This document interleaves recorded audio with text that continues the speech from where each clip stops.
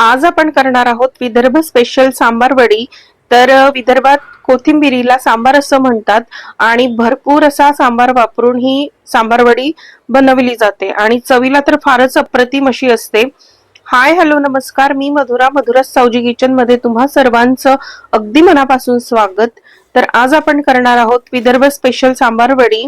तर मुंबई पुणे साइडला जी कोथिंबीर वडी बनवली जाते ती विदर्भातल्या सांबार वडीपेक्षा फार वेगळी असते।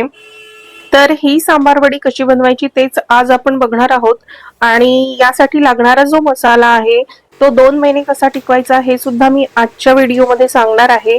सीझन मध्ये एकदाच मसाला बनवून तुम्ही सीझनभर सांबार वडी एन्जॉय करू शकता, हवं तेव्हा बनवून गरमागरम खाऊ शकता।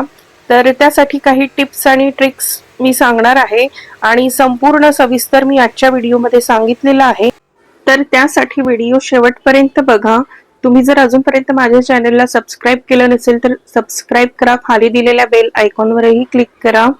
तुम्हाला जर माझे व्हिडिओज आवडत असेल तर व्हिडिओला लाईक करा, शेअर करा। चला तर मग आता वेळ न घालवता पटकन रेसिपीला सुरुवात करूया। तर इथे मी हा सांबार घेतलेला आहे। सांबार आपल्याला स्वच्छ धुवून घ्यायचा आहे आणि सुगंधित असा सांबार आपल्याला घेताना निवडून घ्यायचा आहे।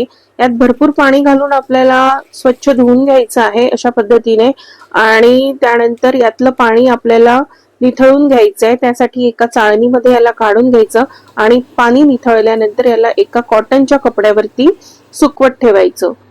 कोथिंबीर इथे आपल्याला व्यवस्थित सुकवून घेणं गरजेचं आहे, यात पाण्याचा अंश अजिबात राहायला नको।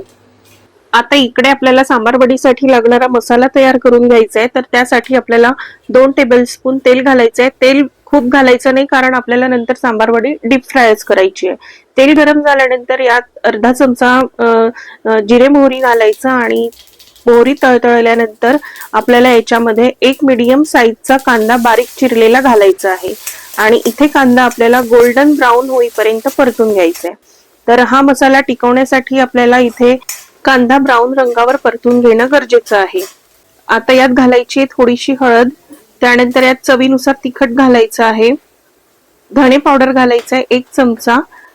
आता हे आपल्याला मिक्स करून घ्यायचं आहे आणि नंतर याच्यामध्ये आपल्याला घालून घ्यायची आहे 1 चमचा खसखस। आता खसखस सुद्धा आपल्याला इथे एखाद मिनिटभर व्यवस्थित परतून घ्यायची आहे। त्यानंतर याच्यामध्ये आपल्याला खोबरा किस घालायचा आहे। तर मी खोबरा किस आधीच भाजून घेतलेला आहे आणि त्यानंतर याच्यामध्ये घातलेला आहे। खोबरा किस जर आधीच भाजून घेतला तर मसाला जास्त दिवस टिकायला मदत होते। तर आता इथे खोबरा सुद्धा मी एखाद मिनिट परतून घेतलेला आहे या मसाल्यासोबत। आता याच्यामध्ये आपल्याला भाजलेल्या शेंगदाण्याचं पावडर घालायचं आहे। तर मी याच्यामध्ये 1 कप खोबरा किस घातलेला होता आणि 1च कप शेंगदाण्याचा कूट घातलेला आहे, दोन्ही समप्रमाणात घातलेला आहे। त्यानंतर पाव कप मी इथे भाजलेल्या तिळाचा कूट घातलेला आहे। हे सर्व साहित्य आपल्याला भाजूनच घालायचं आहे म्हणजे मसाला जास्त दिवस टिकायला मदत होते। 2 ते 3 महिने आरामात टिकतो हा मसाला। तर आता मी याला एखाद 2 मिनिट परतून घेतलेला आहे आणि आता हे परतून झालेलं आहे। आता यात घालायचं आहे चवीनुसार मीठ आणि थोडीशी साखर। अशा पदार्थांमध्ये साखर घालायची म्हणजे पदार्थाची चव खूप वाढते। तर मी याच्यामध्ये 1 चमचा साखर घातलेली आहे, तुम्ही तुमच्या चवीनुसार साखर कमी जास्त करू शकता। आता यात घालायचं आहे आपल्या आवडीनुसार ड्रायफ्रुट्स। तर मी इथे चारोळी घेतलेली आहे, काजू घेतलेले आहेत आणि किशमिश घेतलेला आहे। तर किशमिश याच्यामध्ये नक्कीच घाला, याच्यामुळे खूप छान चव येते या सांबार वडीला। काजू ऑप्शनल आहे, तुम्हाला घालायचे नसेल तर तुम्ही स्किपही करू शकता, पण घातले तर खूप छान चव येते। आता हे सर्व आपल्याला व्यवस्थित मिक्स करून घ्यायचं आहे आणि यानंतर आता याच्यामध्ये आपल्याला घालायचं आहे गरम मसाला किंवा काळा मसाला। तर माझ्याकडे गरम मसाला नव्हता म्हणून मी यात काळा मसाला घातलेला आहे आणि हे व्यवस्थित आता मिक्स करायचं आहे आणि एखाद मिनिट याला परतून घ्यायचं आहे व्यवस्थित। आणि आता इथे हा सांबार वडीचा मसाला 2 महिने टिकवण्यासाठी तयार झालेला आहे। आता मी एवढ्या सांबार वड्या एका वेळेला करणार नाही आहे, तर यातला मी अर्ध्यापेक्षा जास्त मसाला काढून घेणार आहे। एका एअरटाईट डब्यामध्ये तुम्ही हा मसाला 2 ते 3 महिने आरामात ठेवू शकता आणि जेव्हा तुम्हाला वाटेल तेव्हा सांबार वड्या बनवून तुम्ही एन्जॉय करू शकता। आता हा मसाला मी याच्यामध्ये काढून घेते आणि बाकीच्या मसाल्याच्या मी सांबार वड्या करून घेणार आहे। आता यात घालायचे आपल्याला 2 चमचे लिंबाचा रस, तुम्ही आमचूर पावडरही घालू शकता। मसाला इथे गरमच आहे। आता या गरम मसाल्यामध्येच आपल्याला कोथिंबीर घालून घ्यायची आहे। तर इथे मी ही कोथिंबीर स्वच्छ धुवून बारीक चिरून घेतलेली आहे। यात पाण्याचा अंश अजिबात राहायला नको। आता ही कोथिंबीर याच्यात घातल्यानंतर व्यवस्थित मिक्स करायची।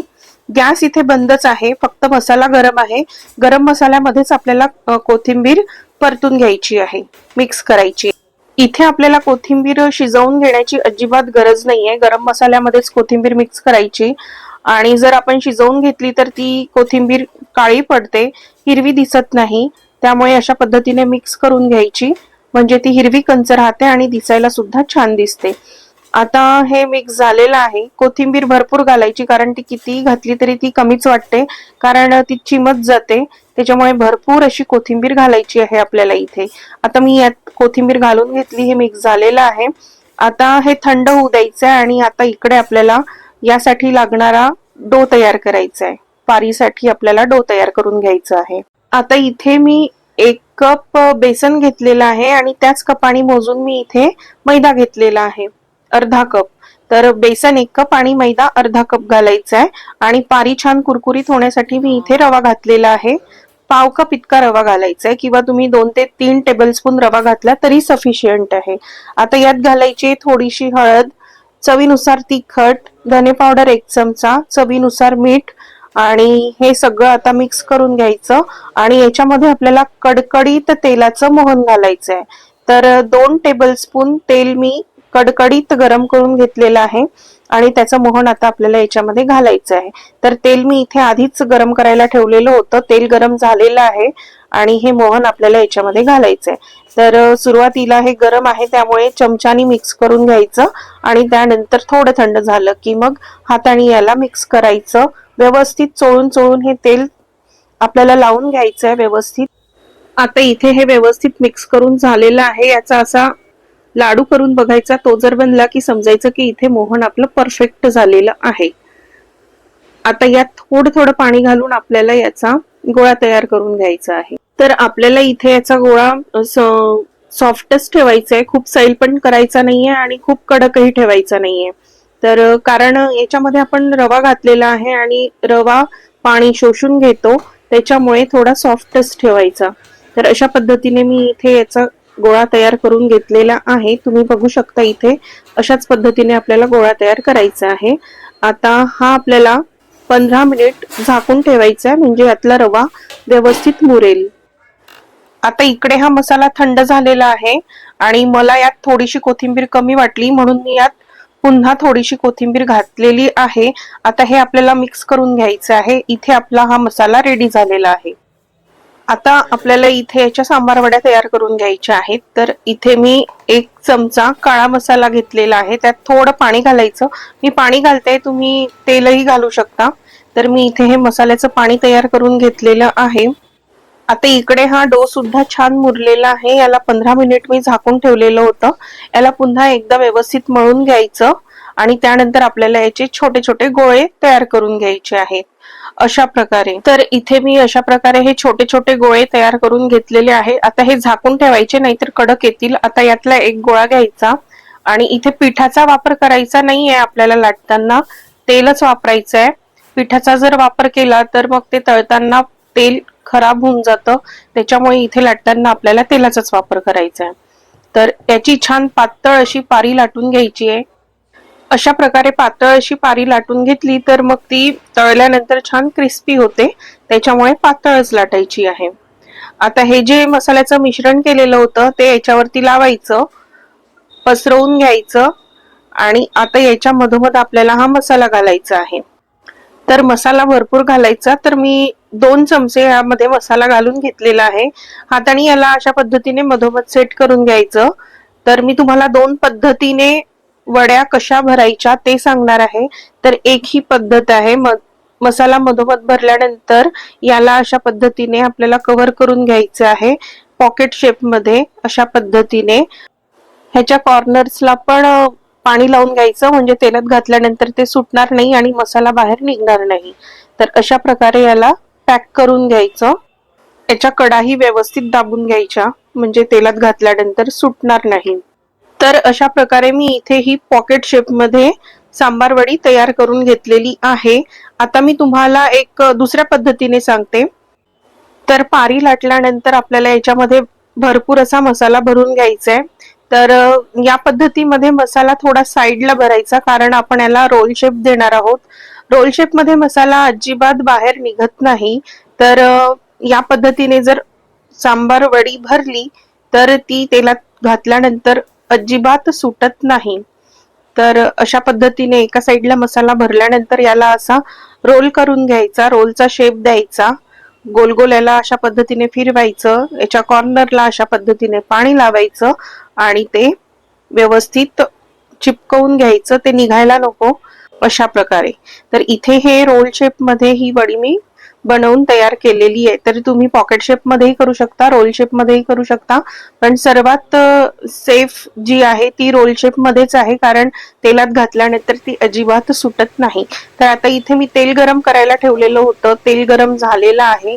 अशा पद्धतीने चेक करायचं तेल गरम झालं की नाही. छोटासा गोळा घालायचा, तो वर आला की समजायचं तेल गरम झालेलं आहे. तर तेल आपल्याला इथे मीडियम गरमच ठेवायचं आहे आणि ह्या सांबार वड्या आपल्याला मीडियम टू लो फ्लेम वरच तळायच्या आहे. तर वड्या घालून घ्यायच्या, एखाद मिनिट हात लावायचा नाही आणि त्यानंतर याला उलट पलट करून आपल्याला छान ब्राऊन रंग येतपर्यंत तळून घ्यायचं आहे. तुम्ही बघू शकता इथे की याला रंग सुद्धा खूप छान आलेला आहे.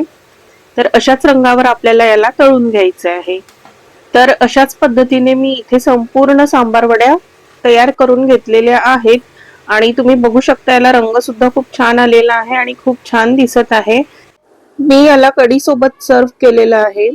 चव सुद्धा याची अप्रतिम अशी झालेली आहे. तर तुम्ही एकदा या पद्धतीने नक्की ट्राय करा, तुम्हाला 100% आवडेलच. तर कसा वाटला आजचा व्हिडिओ कमेंट करून मला नक्की सांगा. व्हिडिओ आवडला असेल तर लाईक शेअर करा. भेटत राहू अशाच नवीन नवीन रेसिपीज सोबत. तोपर्यंत बाय, धन्यवाद.